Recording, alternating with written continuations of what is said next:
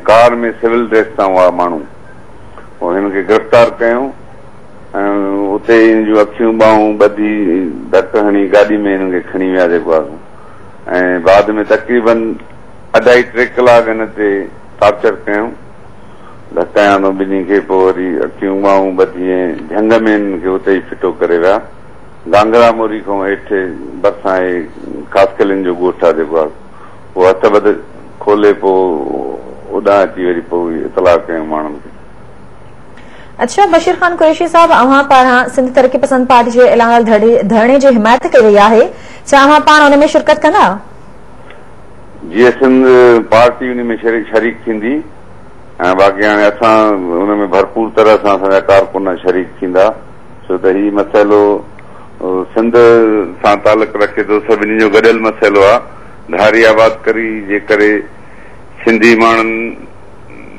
जे वजूद खे ख़तरो आहे, उन करे हुकुमरान सिंधी माण्हुनि जो गुस्सो, कावड़ ऐं क़ौमी गैरत ॾिसी क़ौमी कारकुननि खे गिरफ़्तार करण ऐं उनखे हिरासान करण जी जेके कोशिशूं पई करे, असांजी मज़म्मत था कयूं। धारी आबादकारी जे लाइ सिंधी क़ौम जो आहे हुकुमरान खे क़बूल करे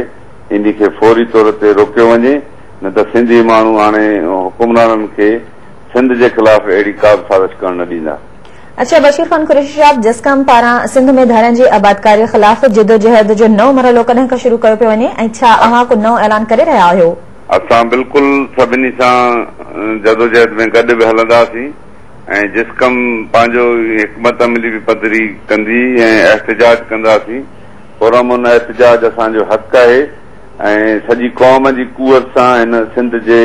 नाज़ुक मसइले खे रोकण जे लाइ भरपूर कुवत जो मुज़ाहिरो कंदासीं। अच्छा, बशीर खान कुरैशी साहब, हिक पासे त धारियुनि जी आबादकारी ख़िलाफ़ सिंध जे क़ौम परस्त माण्हू जेके आहिनि मुसलसल धरणो हणी रहिया आहिनि, उन जे बावजूद भी धारियुनि जी आबादकारी मुसलसल सिंध में थी रही आहे, इनखे अव्हां कीअं ॾिसी रहिया आहियो? इहा पीपल्स पार्टी सिंधी माण्हुनि जे ॾिनल मैंडेट जी तौहीन पई करे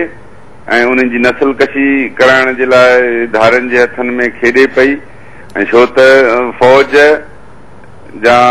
इस्टेब्लिशमेंट ॼाणी बुझी एॾियूं हालतूं पैदा करे हुनखे ज़बरदस्ती उतां नकुल मकानी कराई थी वञे ऐं इन आड़ में दहशतगर्द सिंध में अचनि पिया ऐं जेके सिंध जे अंदरि अॻिते हली जेको आहे सो सवाद खां बि वधीक हालतूं पैदा कंदा। उन करे सिंध जे माण्हुनि जो इहो फ़ैसिलो आहे त हुकुमरान खे क़बूल करणु खपे ऐं माण्हुनि जे राय जो एहतराम करणु खपे। केटी न्यूज़ सां ॻाल्हाइण लाइ अव्हां जी एॾी महिरबानी बशीर खान कुरैशी साहब।